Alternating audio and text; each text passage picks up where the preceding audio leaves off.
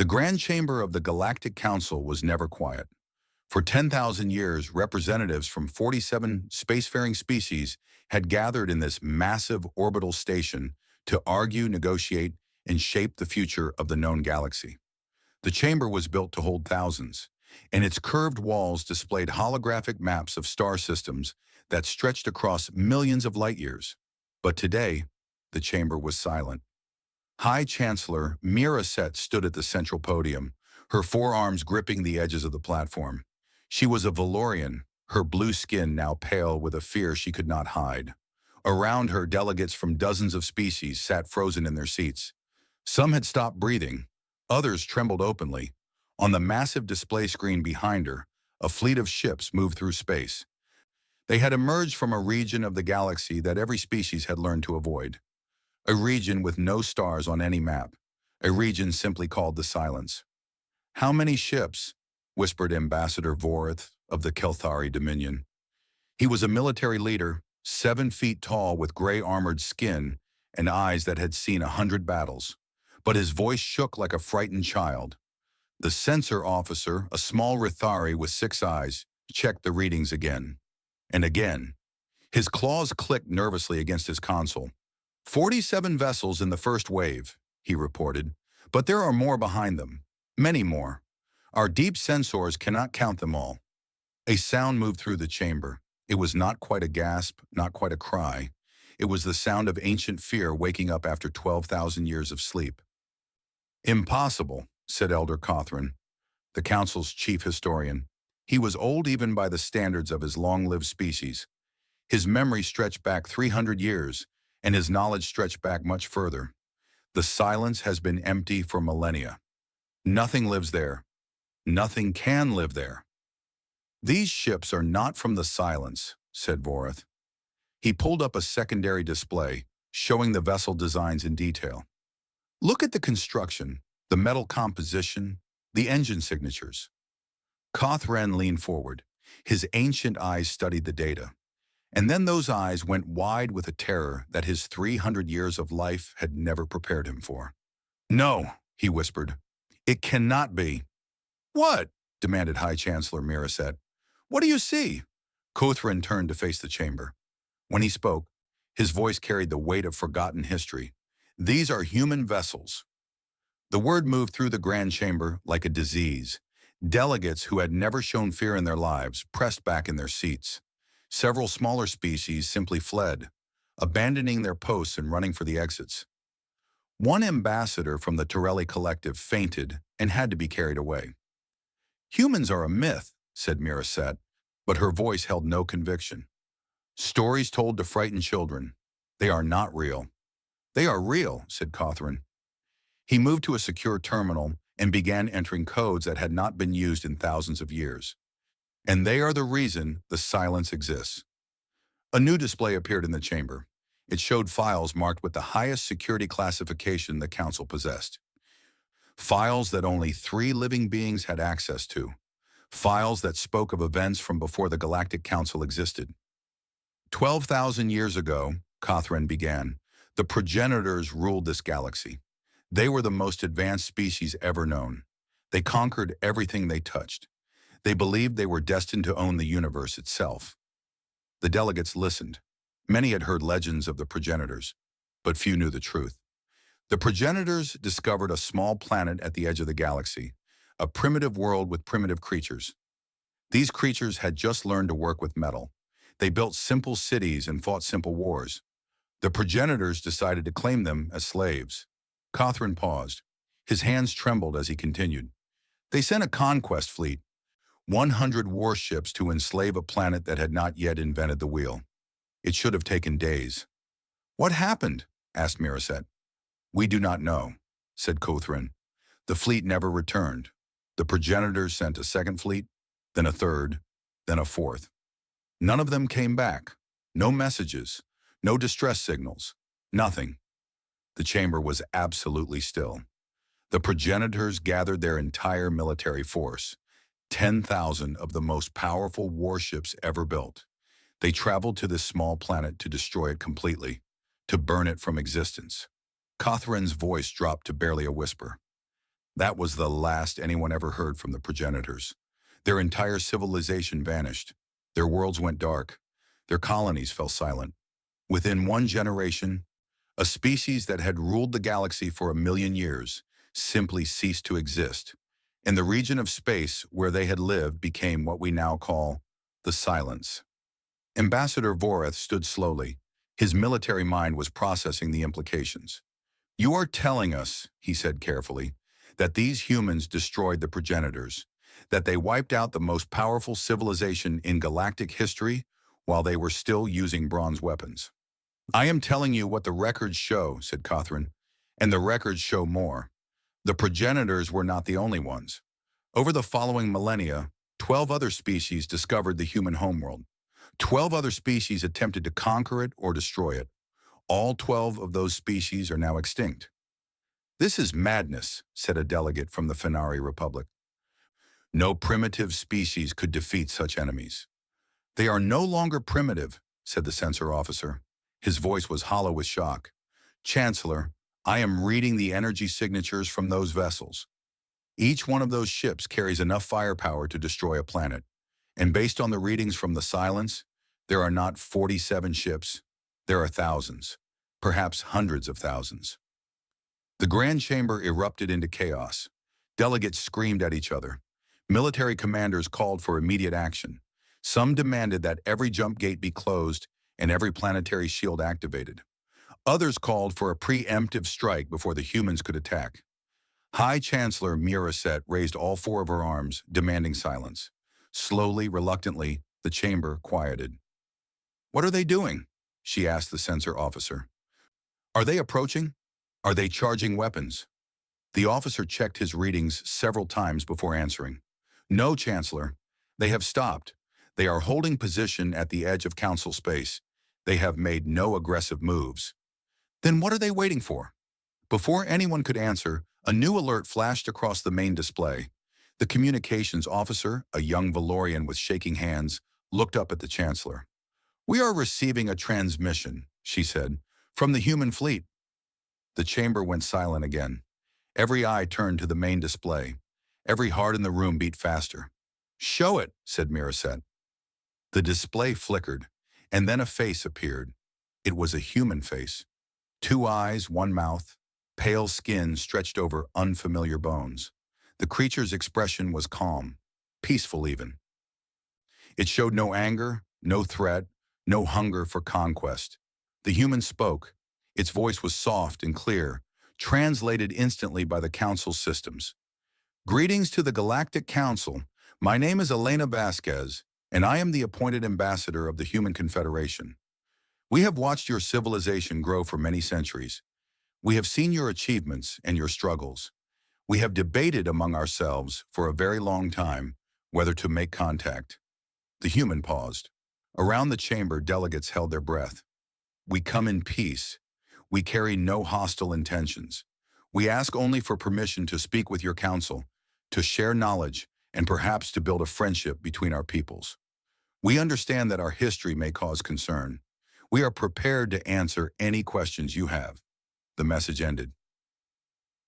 The display returned to the image of the waiting fleet. For a long moment, no one moved. No one spoke. The most feared species in galactic legend had just asked for permission to talk. High Chancellor Miraset looked around the chamber. She saw terror in every face. She saw delegates ready to flee, ready to fight, ready to do anything except face what stood before them. But she also saw something else, a small chance, a tiny hope. "Respond to their message," she said slowly. "Tell them one vessel may approach. One vessel, unarmed, may dock at the Council station. Their ambassador may address the Council." "Chancellor," Voreth stepped forward, "this could be a trap, a trick. We should strike now while we have the chance." "Strike them with what?" asked Miraset quietly. "You heard the reports? They have the power to destroy us all, and they are asking for permission to speak. If they wanted us dead, we would already be dead." She turned back to the display, watching the motionless fleet. "Perhaps it is a trap. Perhaps we are all going to die. But if there is any chance at all, that they truly come in peace, then we must take it. The alternative is a war we cannot win. The communications officer sent the response.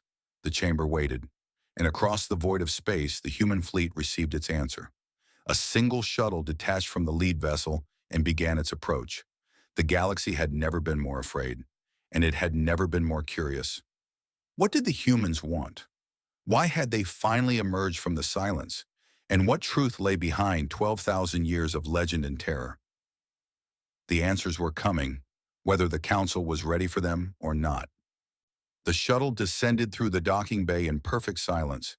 It was a small craft, simple in design, with smooth curves and no visible weapons. Security teams surrounded the landing pad with enough firepower to destroy a small moon. Scanners swept the vessel 1,000 times, searching for hidden threats, secret weapons, or any sign of danger. They found nothing. The shuttle was exactly what it appeared to be, a simple transport carrying a single passenger. High Chancellor Mira Set stood at the front of the welcoming delegation, though welcoming was perhaps the wrong word. Behind her, Ambassador Vorath commanded a squad of Kelthari warriors in full battle armor. Their weapons were charged and ready. Their orders were clear. At the first sign of hostility, they would open fire with everything they had. No one expected it would make any difference. The shuttle door opened, a ramp extended to the floor, and then she appeared. Elena Vasquez was smaller than anyone had expected. She stood perhaps 5.5 feet tall, with dark hair tied back from a face that showed no tension, no fear, and no threat. She wore simple clothing, a white shirt and dark pants, nothing more. No armor, no weapons, no protective equipment of any kind. She was alone. She walked down the ramp with easy, unhurried steps. When she reached the bottom, she stopped and looked around at the dozens of armed guards pointing weapons at her chest. Her expression did not change. If anything, she looked slightly amused. "Thank you for receiving me," she said. Her voice was calm and warm, like someone greeting old friends. "I understand this must be difficult for you. I want you to know that I appreciate your courage." High Chancellor Miraset stepped forward. Up close, the human seemed even less threatening. She was soft, fragile-looking, with no claws or armor or natural weapons. She looked like prey, not predator. But Miraset knew better. She had seen the records. She knew what this small, soft creature represented. "Ambassador Vasquez," she said, keeping her voice steady through sheer willpower. "On behalf of the Galactic Council, I welcome you. Please understand that the security measures are necessary." "Of course," said Elena. She smiled, and the smile seemed genuine. "You are afraid. That is natural. Everything you know about my species tells you to be afraid. I hope I can change that." She looked past Miraset to the warriors behind her. Vorath stood among them, his gray face hard as stone, his hand resting on his weapon. "You are military," Elena said to him. "I can see it in how you stand, how you watch me. You have fought many battles." "I have," said Vorath. His voice was cold. "Then you know something that many others do not," said Elena. "You know that true strength is not about destruction. It is about choice. The strongest warrior is not the one who kills every enemy. It is the one who can kill but chooses not to." Vorath said nothing, but something flickered in his eyes, a question he was not ready to ask. Miraset guided Elena through the station's corridors toward the diplomatic chambers. Everywhere they went, people stopped and stared. Some ran, some froze in terror. A few bowed, as if Elena were some kind of god. Elena noticed everything but commented on nothing. She simply walked, patient and calm, as if she had all the time in the universe. The diplomatic chambers were a secure section of the station, designed for sensitive negotiations. The room where Elena was brought had been swept for threats 7 times. Guards stood at every entrance. Recording devices captured every word, every movement, every breath. Elder Cothran was waiting inside, surrounded by data displays and ancient files. When Elena entered, he stood slowly. His old body trembled, but his eyes were sharp and searching. "Ambassador Vasquez," he said, "I am Cothran, Chief Historian of the Galactic Council. I have spent my life studying the past, but I have never been more uncertain about history than I am right now." Elena walked to the displays and looked at the data. Files upon files, thousands of years of records, all focused on a single subject, humanity. You call these the human files, she said. It was not a question. Yes, said Cawthron. They contain everything we know about your species, every encounter, every observation, every legend. May I see them? Cawthron hesitated. These were the most classified documents in council history. But what choice did he have? He stepped aside and allowed Elena access. She read in silence. Her eyes moved across the displays, taking in thousands of years of fear and speculation. Her expression shifted slowly, from curiosity to sadness, to something that might have been grief. You believe we destroyed the progenitors, she said finally. Did you not? We defeated them, said Elena carefully. We stopped their conquest. But destroyed? No, that is not what happened. Cawthron leaned forward. Then explain. Please. The progenitors vanished. Their entire civilization disappeared. If you did not destroy them, what did you do? Elena turned away from the displays. She looked at Cawthron with eyes that held weight beyond her apparent years. The progenitors came to our world 12,000 years ago. You know this. They wanted slaves. They infected our planet with a biological weapon designed to make us obedient, docile, easy to control. Cawthron nodded. This matched the records. What you do not know, Elena continued, is that their weapon failed. Human biology is adaptable in ways that other species are not. Within 3 generations, we had developed complete immunity. More than that, we had learned from their technology. We studied the ships they left behind. We reverse-engineered their systems. By the time they returned for their slaves, we were ready. Ready to fight? Ready to choose. Elena's voice was firm. When the progenitors came back, we gave them a choice. They could leave in peace and never return, or they could fight and face the consequences. They chose to fight. And you destroyed them. No. Elena shook her head. We defeated them. Every ship they sent, we captured or disabled. Every warrior they deployed, we neutralized without killing. And when their entire fleet was helpless before us, we gave them another choice. She paused, letting the words settle. We offered them rehabilitation, a chance to change, a chance to become something better than conquerors and slavers.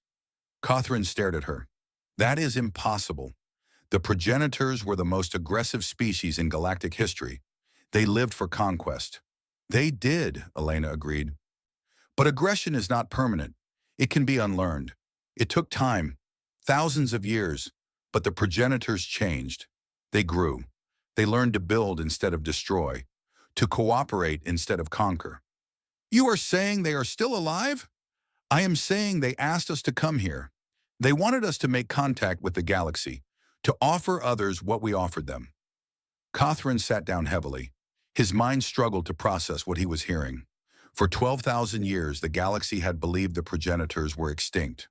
For 12,000 years, they had feared humans as destroyers, as weapons of extinction.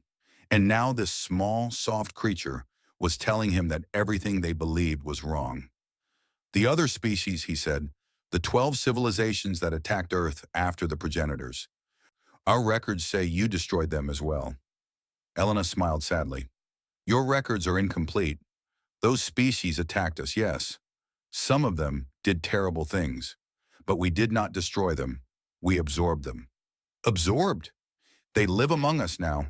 They are part of our society. Their descendants walk freely on human worlds, attend human schools, serve in human government. They are human in every way that matters. She gestured to the displays showing the human files.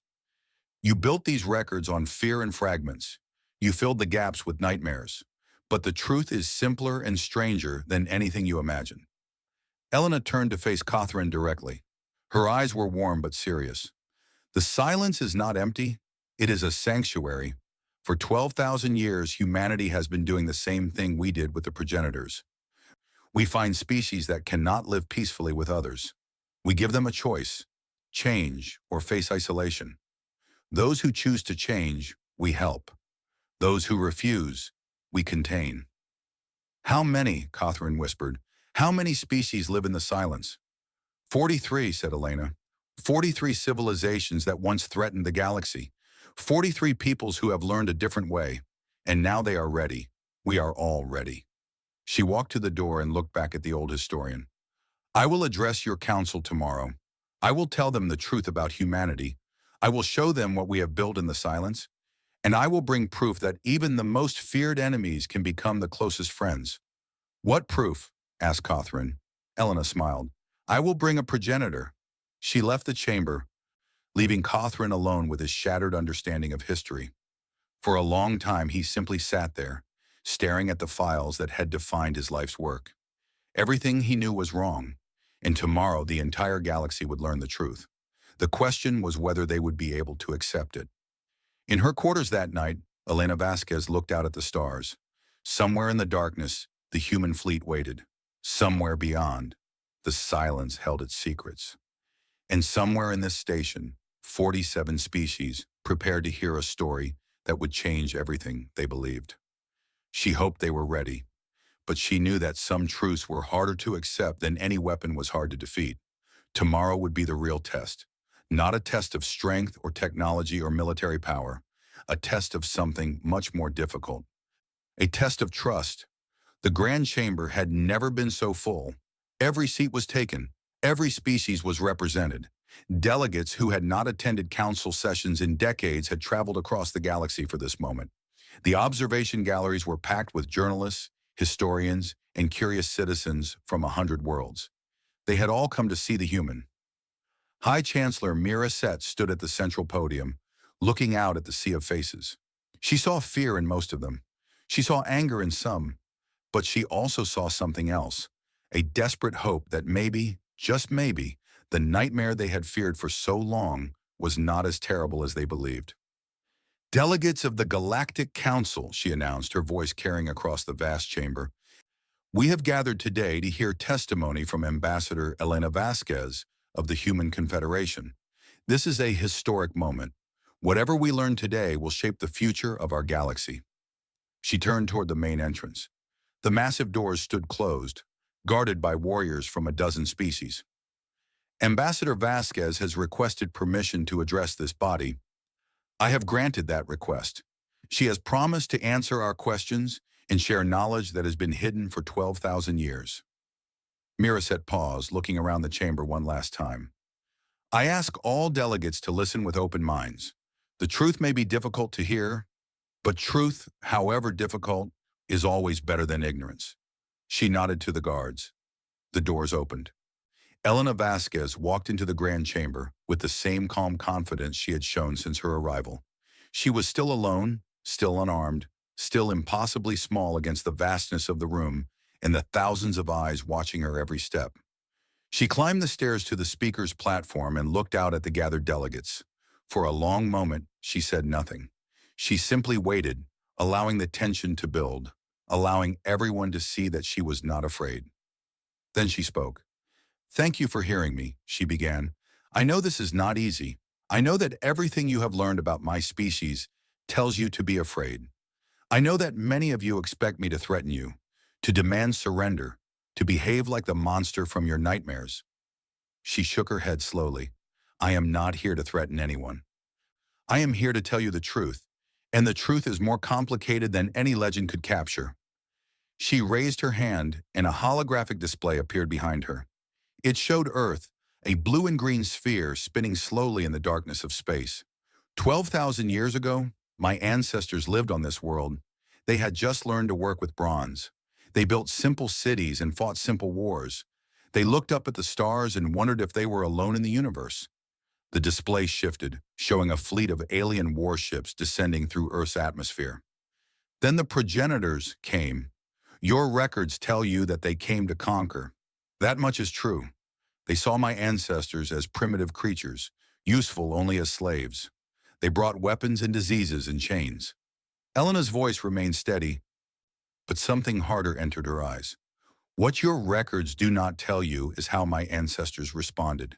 They did not surrender. They did not despair. They watched. They learned. They adapted.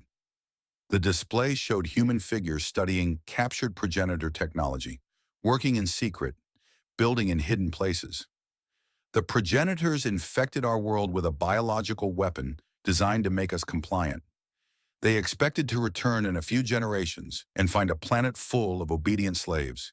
Instead, they found something else entirely. The display shifted again, showing the progenitor fleet returning to Earth and being surrounded by human vessels. We had developed immunity to their weapon. We had reverse-engineered their technology. We had built ships of our own.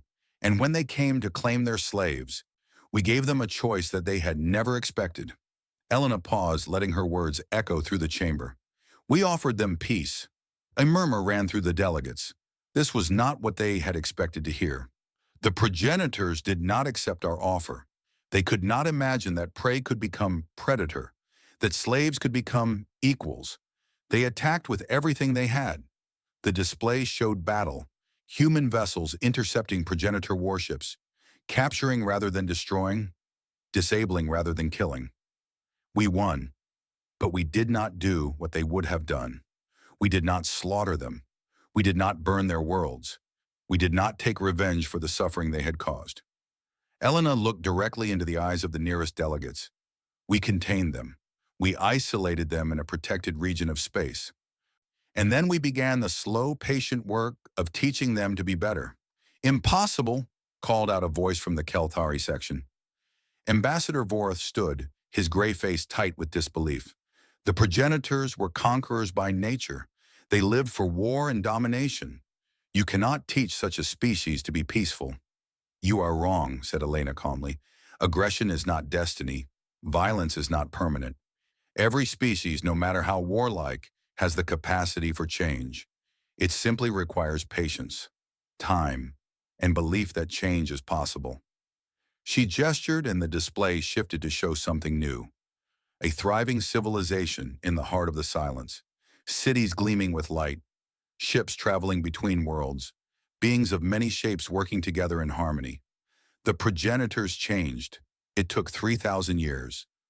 3,000 years of isolation, education, and gradual transformation. But they changed. The species that once sought to enslave the galaxy now builds hospitals and schools. The warriors who burned worlds now plant gardens and raise children. The chamber had gone completely silent.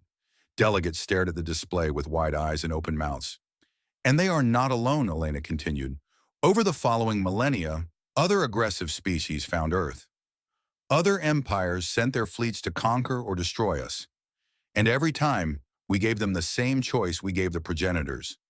Every time we offered them a chance to change. The display showed more images. Dozens of different species living together, working together, building together. 43 civilizations now live in the silence. 43 peoples who once threatened the peace of the galaxy. 43 former enemies who have become partners and friends. Elder Koth-Ren rose slowly from his seat. His voice was thin but carried across the silent chamber. You claim to have performed miracles. You claim to have transformed the most violent species in history into peaceful neighbors. But claims are not proof. How can we believe any of this? Elena smiled. I expected that question, and I have an answer. She turned toward the main entrance. The great doors had remained open since she entered. I told you that the progenitors asked us to make contact with the galaxy. What I did not tell you is that they asked to come with us. They wanted to speak to you themselves, to apologize for what their ancestors did, to show you what they have become. She raised her voice. With the council's permission, I would like to introduce a second guest, a representative of the progenitor people, the first of his kind to enter council space in 12,000 years. Miraset stood frozen at her podium. Around the chamber, delegates gripped their seats with white knuckles. Guards raised their weapons, uncertain where to point them. Chancellor, said Elena gently, I promise you, there is no danger. He comes in peace just as I do. He comes to build bridges, not to burn them. Miraset looked at Elena for a long moment. Then she nodded once. Permission granted. A figure appeared in the doorway. The progenitor was tall, nearly 8 feet, with deep blue skin covered in intricate patterns that seemed to glow faintly in the chamber's light. His eyes were large and dark, filled with an intelligence that was clearly ancient and deep. He wore simple robes of white and silver, with no weapons or armor. He walked into the grand chamber with slow, dignified steps. As he passed each section of delegates, Beings who had heard legends of progenitor cruelty for thousands of years shrank back in their seats. Some cried out in fear. Some reached for weapons they did not have. The progenitor ignored all of it.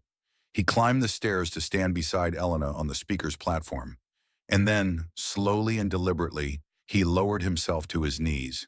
He bowed his head until it touched the floor. "I am called Voss," he said. His voice was deep and resonant, carrying easily across the vast chamber. "I am an elder of the progenitor people, and I come before you today to offer something that is long overdue." He lifted his head but remained on his knees. "I come to apologize, not for myself. I was born thousands of years after my ancestors committed their crimes. But I apologize on behalf of my people, for the suffering we caused, for the worlds we burned, for the lives we destroyed in our arrogance and greed." Tears appeared in his dark eyes. "We were wrong. We were cruel and foolish and blind. We believed that strength meant domination, that power meant control, that the universe existed for us to conquer." He looked up at Elena, who stood beside him with quiet dignity. "The humans showed us a different way. They defeated us without destroying us. They punished us without revenge. And then they spent 3,000 years teaching us to be better. Teaching us that true strength is not about what you can destroy. It is about what you can build." Elder Voss rose slowly to his feet. He looked out at the thousands of delegates who stared at him with fear and wonder. "I know you have no reason to trust me. I know that the crimes of my ancestors cannot be erased by words. But I ask you to consider something." He gestured toward Elena. "The humans had every reason to destroy us. We came to enslave them. We infected them with disease. We tried to erase their freedom and their future, and when they defeated us, they had the power to end our species forever." His voice dropped to barely a whisper, but it carried across the silent chamber. "They chose mercy instead, and that mercy transformed us. It gave us a chance to become what we never dreamed we could be." He placed one hand over his heart. "I stand before you today not as a conqueror, but as proof that change is possible, that even the worst enemies can become the best of friends, and that the humans are not the monsters of your nightmares." He looked at Elena with something that might have been love. "They are the best of us, and they want to help you become the best of yourselves." The grand chamber remained silent. Thousands of beings sat frozen, their minds struggling to process what they had witnessed. The most feared species in galactic history had not come to destroy them. They had come offering friendship and hope, and they had brought proof that even legends could be wrong. On the speaker's platform, Elena Vasquez and Elder Voss stood together, human and progenitor, former enemies now united in a common purpose. The truth had been spoken. Now the galaxy had to decide what to do with it. The silence in the grand chamber lasted for exactly 12 seconds. Then chaos erupted. Delegates screamed at each other across the vast space. Military officers called for armed response. Some species demanded immediate alliance with the humans. Others called for total war. A group of Fennery diplomats tried to flee through the emergency exits, only to find them blocked by security forces. High Chancellor Miracet stood at her podium, shouting for order, but her voice was lost in the storm of fear and confusion. For the first time in her long career, she had completely lost control of the council. On the speaker's platform, Elena Vasquez and Elder Voss remained calm. They watched the chaos without reaction, waiting patiently for the storm to pass. Elena had expected this. She had seen similar reactions before. The overwhelming flood of emotion when beings confronted truths they had spent generations avoiding. Eventually, after nearly an hour of shouting and confusion, the chamber began to quiet. Delegates collapsed into their seats, exhausted by their own fear. Miracet finally regained control of the speaking systems and demanded silence. "We will have order," she declared, her voice sharp with authority. "We will conduct ourselves as civilized beings, or I will clear this chamber and continue without you." The threat worked. The remaining noise faded to tense whispers. Ambassador Vorath of the Kelthari Dominion rose from his seat. His gray face was tight with barely controlled emotion. Of all the species in the chamber, the Kelthari had the most reason to fear what they had witnessed. They were the galaxy's current military power. They had built their entire civilization on strength and conquest, and now they had learned that they were nothing compared to the humans. Ambassador Vasquez, Vorath said, his voice carefully controlled, your words and your guest have given us much to consider. But words and gestures are not proof. You claim to have reformed the progenitors. You claim to have built a sanctuary for aggressive species. But we have only your claims. He paused, letting his challenge settle over the chamber. If you truly wish us to trust you, we need more than speeches. We need evidence. We need to know the true strength of your forces. We need to understand exactly what we are dealing with. Elena nodded slowly. That is a fair request. What would you like to know? How many ships do you have? The chamber went still again. This was the question everyone wanted answered, and everyone dreaded hearing. Elena considered for a moment. Then she turned to the main display and entered a command. The holographic image shifted, showing a tactical map of the silence. The Human Confederation maintains a standing fleet of approximately 400,000 warships, she said simply. The number landed like a bomb. Delegates who had been sitting upright slumped in their seats. Vorath, who commanded the largest military in the council, went pale beneath his gray skin. The entire Kelthari fleet numbered fewer than 30,000 vessels. 400,000, someone whispered. That could conquer the entire galaxy. It could, Elena agreed. In theory, our forces could reach every inhabited system within 6 months. We have mapped your defenses. We know your weaknesses. If conquest were our goal, you would have no chance of stopping us. She let the words hang in the air for a moment. But conquest has never been our goal. Our fleet exists for one purpose: to patrol the silence and maintain peace among the species who live there. We have never used it for aggressive expansion. We never will. Elder Voss stepped forward. I can confirm this. I have lived among the humans for 3 centuries. In all that time, I have never seen them use their military power for anything except defense and peacekeeping. They have the strength to rule the galaxy, but they choose not to. Convenient word, said Vorath. Easy promises. But how can we trust them? You cannot, said Elena directly. Not yet. Trust must be earned, and we have done nothing to earn yours. All I can offer is our actions. Judge us by what we do, not by what we say. She stepped closer to the edge of the platform, looking directly at Vorath. I understand your fear, Ambassador. You have built your civilization on military strength. You look at us and see a threat to everything you have achieved. You wonder if we will try to dominate you, to reduce your people to nothing. Vorath said nothing, but his eyes confirmed everything she had said. Let me tell you something that might help, Elena continued. We do not want to rule anyone. We do not want servants or subjects or slaves. We want partners, equals, friends. She gestured toward Elder Voss. The progenitors tried to enslave us. Now they are our closest allies. The species who attacked us became the species who work alongside us. Every enemy we have ever faced has had the chance to become something better. She extended her hand toward Vorath in a gesture of friendship. We offer you the same chance, not domination, partnership, not conquest, cooperation.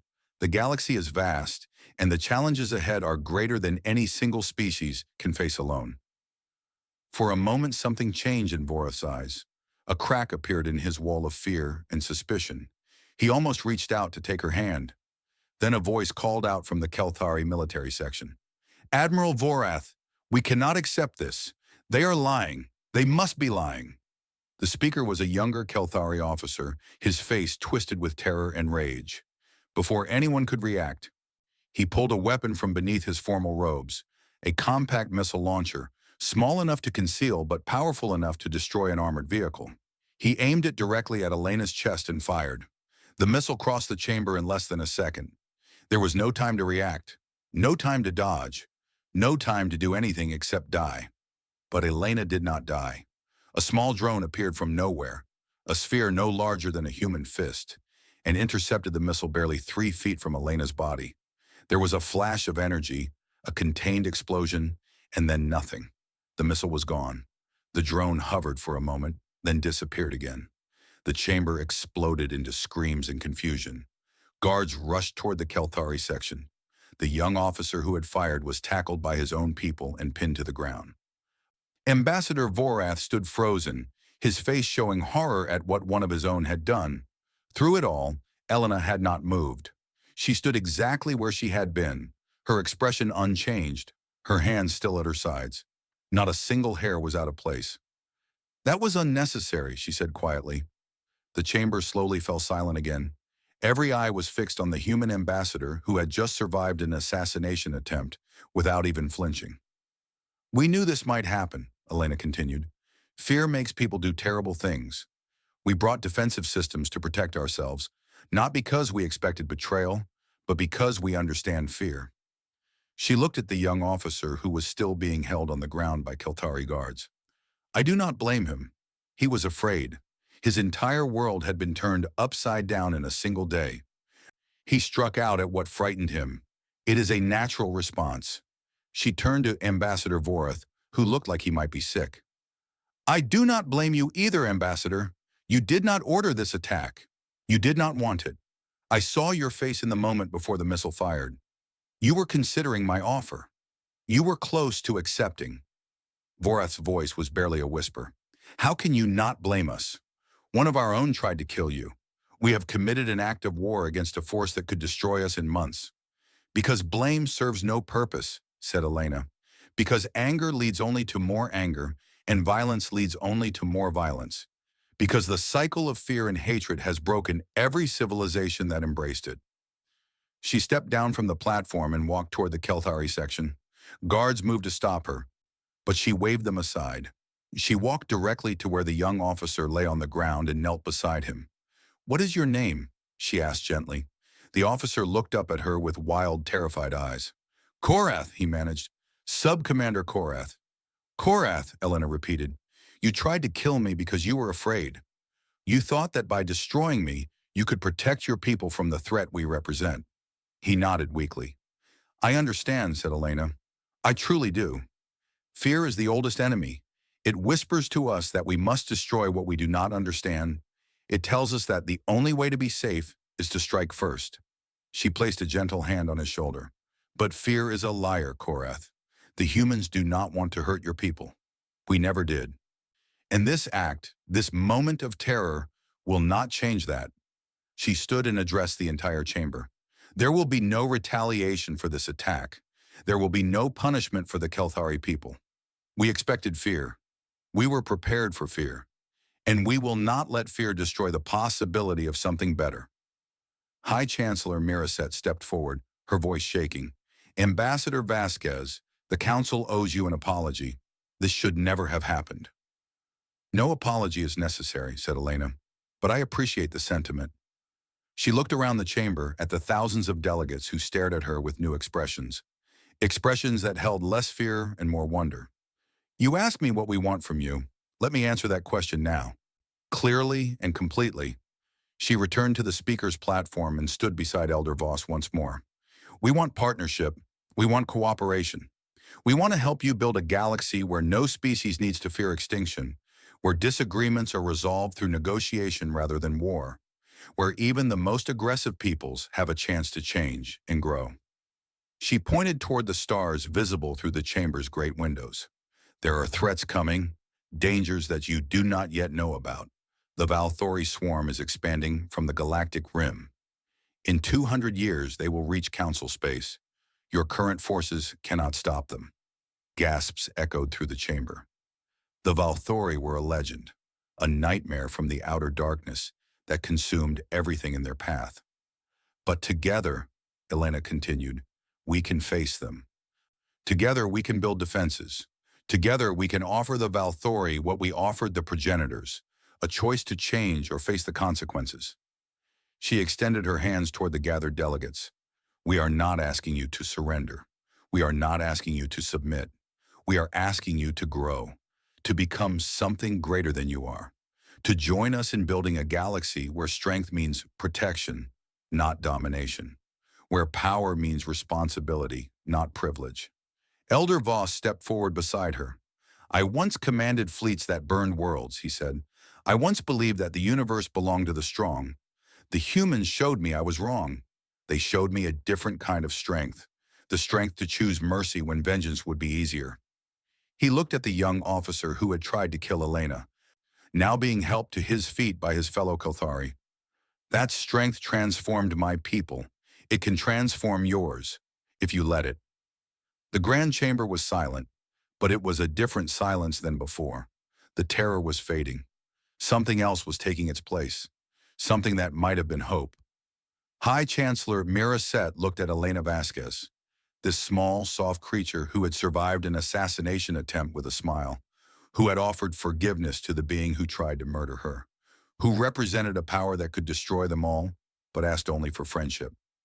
Ambassador Vasquez, she said slowly, the Council will need time to consider your proposal. There is much to discuss. Of course, said Elena, we have waited 12,000 years. We can wait a little longer. She smiled, a genuine, warm smile that held no threat and no demand. We will be here when you are ready. The debates lasted for 17 days. In the Grand Chamber, delegates argued from dawn until long past midnight.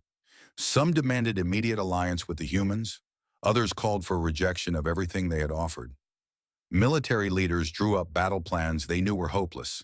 Diplomats drafted treaties they were not sure they believed in. Through it all, Elena Vasquez waited. She attended sessions when invited, answered questions with patient honesty, and never showed frustration at the endless circles of discussion. Elder Voss remained by her side, offering testimony about life in the silence whenever anyone would listen. The galaxy watched. On thousands of worlds, billions of beings followed the debates with desperate attention. News networks broadcast every speech, every argument, every moment of the historic proceedings. Opinion polls shifted hourly as new information emerged. Fear remained strong, but it was changing. The story of the assassination attempt had spread across the galaxy within hours. Everyone had seen the footage. The young Kelthari officer firing his weapon, the human drone intercepting the missile, and Elena's calm response. Her forgiveness, her mercy. That moment did more to change minds than any speech could have. On the 18th day, High Chancellor Miraset called for a final vote. The chamber fell silent as she read the question that would shape the future of the galaxy. The Galactic Council is asked to vote on the following resolution: to accept the offer of partnership from the Human Confederation, to open diplomatic relations and establish joint councils for mutual defense and cooperation, to commit our civilization to the principles outlined by Ambassador Vasquez, peace through strength, mercy toward enemies, and rehabilitation rather than extinction. She looked around the chamber at the thousands of delegates who represented billions of lives. Those in favor, signal now. Lights began to appear across the chamber. The voting signals of species large and small, powerful and weak, ancient and young. They flickered on one by one, then in groups, then in floods. When the count was complete, 73% of the council had voted in favor. Miraset allowed herself a small smile. The resolution passes. The Galactic Council officially welcomes the Human Confederation as partners in building a better galaxy. The chamber erupted in a mixture of cheers and worried murmurs. Some delegates embraced each other with joy. Others sat in stunned silence, still uncertain about what they had agreed to. But the decision was made. After 12,000 years of isolation, humanity had returned to the galaxy. Not as conquerors, as friends. Elena Vasquez accepted the vote with quiet dignity. She did not celebrate or boast. She simply thanked the council for their courage and promised that the Human Confederation would honor the trust being placed in them. This is not an ending, she told the assembled delegates. It is a beginning. There is much work ahead of us, much to learn, much to build. But today, we have taken the first step towards something that has never existed before. A galaxy united not by fear, but by hope. 1 week later, a delegation from the council traveled to the silence. The ship chosen for the journey was the largest and most advanced vessel in the council's fleet, a diplomatic cruiser carrying representatives from all 47 member species. High Chancellor Miraset commanded the mission personally. Ambassador Vorath led the military escort, his gray face still showing the weight of what had happened in the Grand Chamber. Elena and Elder Voss traveled with them, serving as guides to a region of space that no council member had ever seen. The journey took 3 days.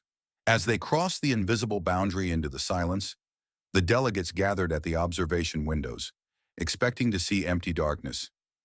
Dead worlds, the remnants of civilizations destroyed by human wrath. Instead, they saw light. Stars burned bright across the silence, not the scattered dying stars of abandoned space, but thriving suns surrounded by planets and stations and ships. Traffic lanes crisscrossed the void, carrying vessels of 100 different designs. Communication signals filled every frequency with the sounds of commerce, art, debate, and song. "This is impossible," whispered Miraset. "Our sensors showed nothing. Our probes reported empty space." "Your sensors saw what we wanted them to see," said Elena gently. "We have had 12,000 years to perfect our concealment technology. We wanted to be left alone until we were ready." She pointed toward a bright cluster of lights in the distance. "That is New Harmony, the capital of the Human Confederation. It began as a single station housing the first progenitor refugees. Now it is home to over 2 billion beings from 43 different species." The delegation ship continued deeper into the silence. As they traveled, Elena pointed out world after world, explaining the history of each one.